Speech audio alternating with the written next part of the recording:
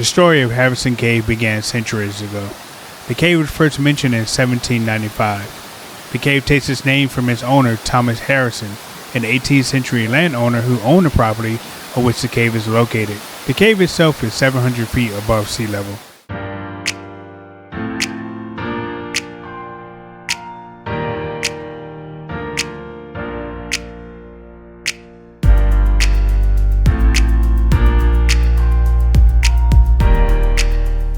Harrison's Cave, one of the Caribbean's most spectacular natural wonders and Barbados' premier tourist attraction. What you're about to experience is millions of years in the making, a living limestone cave system that continues to grow and change with every water that flows through its chambers. Located in the lobby of the Harrison Cave Eco Adventure Park is the rum exhibits. The first mention of rum in Barbados was actually in 1650 with Mount Grey's oldest deed from 1703. The original well from 1703 still operates today in Barbados. This area of the lobby includes the Mount Grey Rum History Museum, which showcases 320 plus years of rum making. You can also have rum tasting sessions that includes Mount Grey's favorite rum. Display cases showcase historical artifacts, vintage bottles, and documents that trace over 320 years that explains rum making tradition.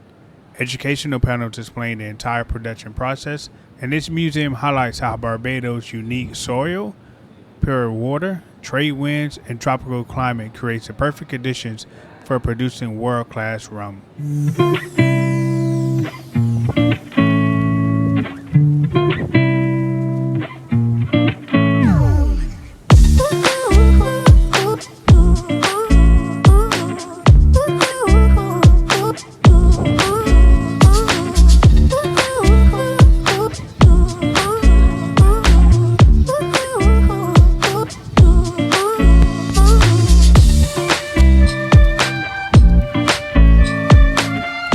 Now it's time to descend into the magnificent underground world of Harrison Caves, where streams flow through crystal chambers, waterfalls thunder into emerald pools. And we are entering the cave via a man-made tunnel. This was constructed in the 1970s to make sure we can get down safely in just about 1 minute. We call it the Boyce Tunnel. It's named after Noel Pompey Boyce. He was the first member of the construction team to break through the bedrock into the natural cave system using a 955 cave caterpillar. All around you is the bedrock. This is coral limestone. It makes up 86% of Barbados. The rock is porous and it allows water to filter through. It is because of coral limestone that we have Harrison's Cave here today. You guys are allowed to take as many pictures and videos as you would like, so you can get your cameras ready. We are at our first place of interest. This is your first look into the natural cave system. We call this room the Great Hall. The Great Hall is the largest chamber in the cave, tens of thousands of years old. Alexa, one at a time, I'm going to come over to your left in a few moments so that you can take in the size of this cavern. And I want you guys to think back to what Barbados would have looked like tens of thousands of years ago. We didn't have any people, which meant that there were no buildings, no cars, and no roads. What our island had were trees, animals, and rainfall. That rainfall created the formations you're seeing here today. So we have stalactites coming from the ceiling. These are sword shaped. And then we have the corresponding stalagmites going from the ground. Those ones are rounded at the top. It takes each of these formations 1 year to grow the thickness of a sheet of paper.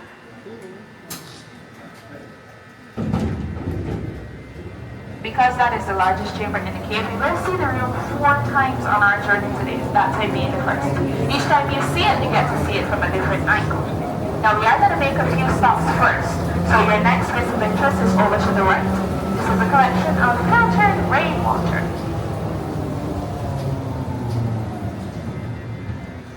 When I say filtered, I mean that when we had some rainfall on the surface about 12 months ago, the water made its way through the limestone and left off all of the impurities. So now that this is settled here, it's considered drinkable water. It is that pure. The majority of water here on the island settles on the ground because of coral limestone. It can't stay on the surface for too long. So we have water in aquifers, we have water in wells. Some of the water that's coming from our pipes is filtered rainwater.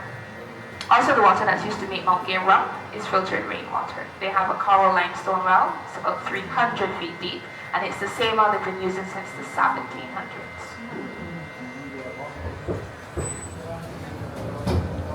Excuse me. Hi. Yes, ma'am. Nói cho cái nào alto nữa. Yes, ma'am. I can't hear. Thổi to sao mà đó to mà to. Okay, sorry about that. Yeah, Where's the view? Yeah. Now your next place of interest is over to the left. This running water is one of two main streams in the cave. Next to that running water, we have the village. Can you tell why we call this the village? They look like people and families, buildings and cities. I've heard it looks like the Manhattan skyline. Trees, cacti, or baguettes. So what you see here is up to your imagination. Now the babies will tell you they see a seal, some persons say they see penguins. I have heard bats, elephants, even pencils and crayons. So what do you see when you look at these formations? What do they look like to you? Appropriate answers only. This one I think looks like an owl. Oh yeah, I can see it. Now all of this running water here is coming from the Welshman Hall Gully. That's about 5 minutes away, so we can visit as well. This is also rainwater, but it's not filtered rainwater. It comes in so fast that it still has all of the bacteria in it. This one you cannot drink. On days where we have heavy rainfall, this water is cloudy, it has bubbles on top. Sometimes it starts to smell like sulfur or rotten eggs. As we make our way up, what you're seeing on the left are some of the natural passageways that Tony Mason and Ole Sorensen fought during the 1970s. All along here is where they traveled. Our tunnels are made parallel to the passageway so that we do not disturb them or destroy them. This particular passageway brings us into the rotunda, or the crystal room, where we do wedding receptions and dinners in the cave. The ceiling of the rotunda is 50 feet high. The stream continues on the inside. And here is the first place where we're all able to get down and walk around so that you can get some pictures and some videos. Just remember there's no touching of the walls or formations. While we're down here, the lights will dim twice on the second dim is when we start to record. If you have any questions, feel free to ask. If you need assistance, feel free to ask. Here we are 80 feet below the surface, 80 or 25 meters.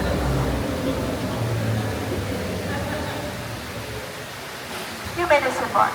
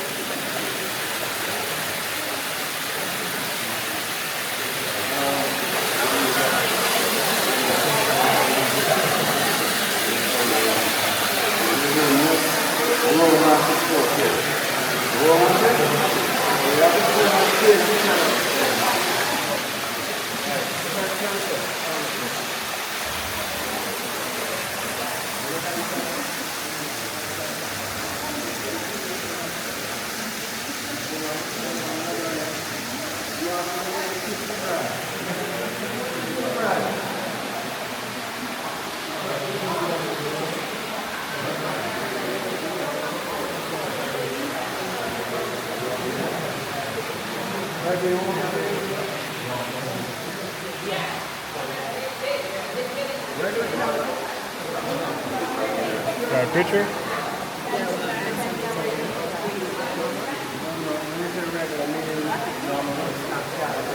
Explorers use the pool of water is called explorer's pool. Looking through this opening here. Explorer's pool is 6 feet deep at the center. You see the ladder? Yes.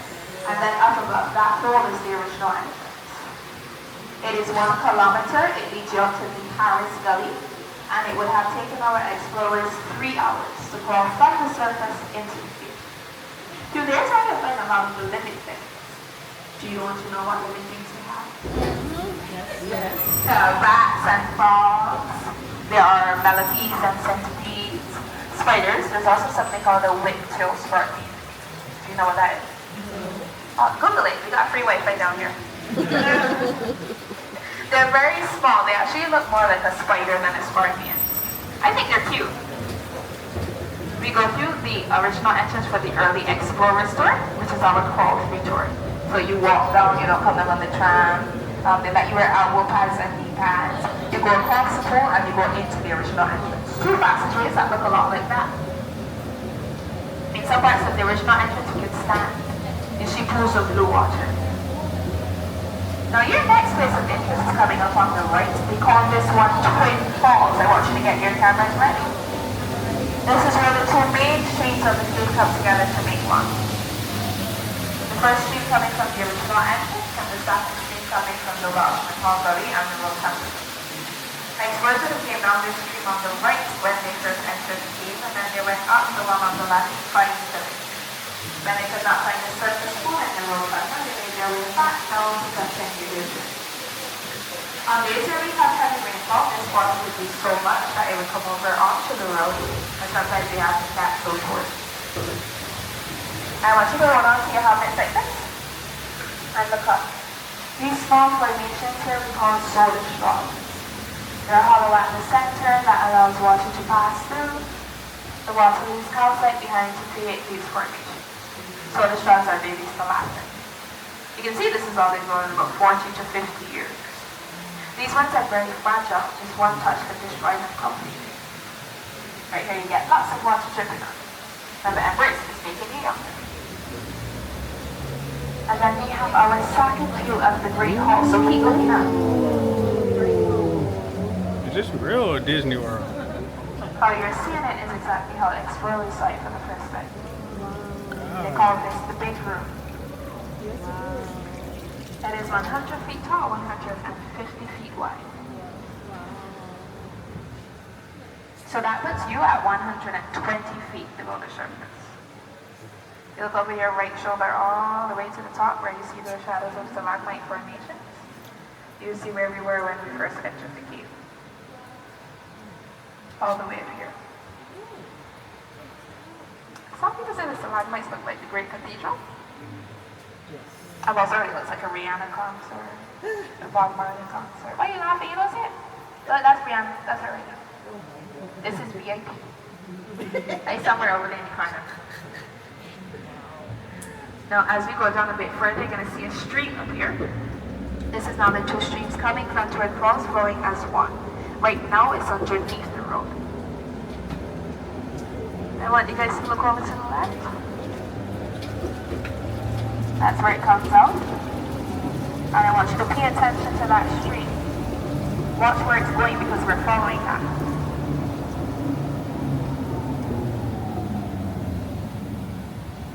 The stream goes underneath the road, leading us into what we call the snake tunnel. Are y'all afraid of snakes? Yes. Yes, I appreciate your honesty. We don't have any snakes down here. Okay, good. We call it the snake tunnel because the walls get smaller and narrower and the roads curve. So you're going to be winding around like a snake. Remember to keep your hands, your head, your feet on the inside of the tunnel at all times. So pretty. Down here we have a large collection of glowstone. You would have seen some glowstone on your way down and you wanted to know what it was. It's that white formation growing on the walls. Over here you see some glowstone that has been discolored by the mud and the clay of the cave.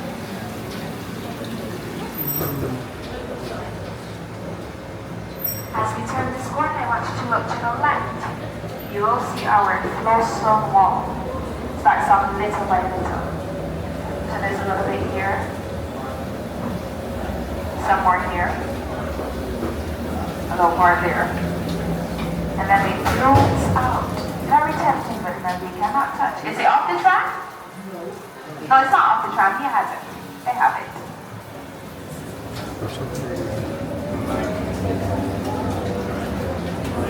It looks slimy, but it would just feel like a wet rock. And it's not salty. You don't have any salt water in it.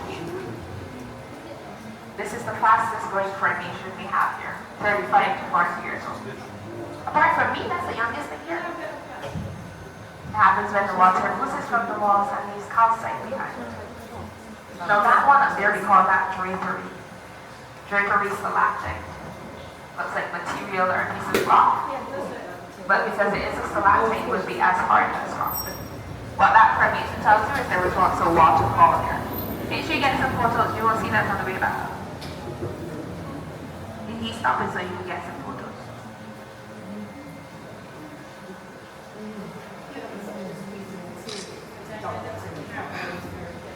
Have y'all ever heard of persons proposing in the air? Proposals? No, you've never heard. Okay, well we do have proposals down here, coming up over on your left by the altar. So I want you to look at these two formations and see if you can tell why the proposals happen in this area. And that's like a proposal. Now, how the proposals work is that you will let us know beforehand. And then when we come down, we allow you to get off the stand here so you can get down on one knee, pop the question, get your pictures and your videos. And it's quite an experience. People come down to reenact the proposals for honeymoons and anniversaries. Now, I want you guys to look up here as well. The ceilings of the snake tunnel, for the most part, are all natural ceilings. You can recognize the difference between natural and constructed. These ones are more rounded. They have a lot more stalactites in them, different shapes, like this.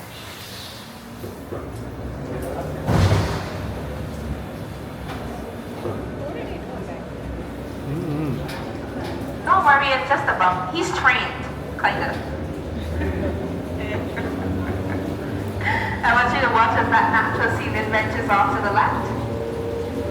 Now when you see this constructed ceiling above you, it tells you that we're on our way to Mirror Lake. That is also coming up on the left. And the best pictures of Mirror Lake are taken without the flash. But before you take your pictures of Mirror Lake, we want to give you the opportunity to experience the natural lighting of the cave, the same way the explorers experienced it in the 1970s. Do you guys want to do that? Yes. Oh, okay. So you have to put your phones to sleep, turn off your cameras, your smartwatches. And inches? Yes. Yeah. 1 foot. Okay. It's 3 feet deep. What? No way. Do you want to demonstrate? Yeah. Well, underneath it has about 6 feet of mud and silt, which is like quicksand. Oh, nobody wants to demonstrate anymore? Originally, that was supposed to be the pathway of the tram. They left it for a few months. When they came back, that's what they found. So if you went over and tried to pick up some of that silt, it would just fall through your fingers. But Jinx has gone through there. He'll tell you about it. He doesn't seem to think it's very deep or that it's too bad, but I ain't sure. From here, we're going to take you down to Cascade's Pool. Cascade is a second place where you will be able to get down and walk around so that you can get some pictures and some videos. There's some water coming from the ceiling. You can't go over and reach out your hand like this to feel the temperature. But do not lean over the pool. The pool is 9 feet deep from the center. Remember, if you have any questions, feel free to ask. If you need assistance, feel free to ask. Once we reach the Cascade area, we will be 160 feet below the surface in the heart of Barbados. So you see the ceiling gets low. As you come around the corner, you hear some water running to the left of you. But I don't want you to look to the left, I want you to look straight ahead. You'll see that pool of water and a waterfall that is constantly flowing in every stop. That waterfall is what you get to touch. You made it simple.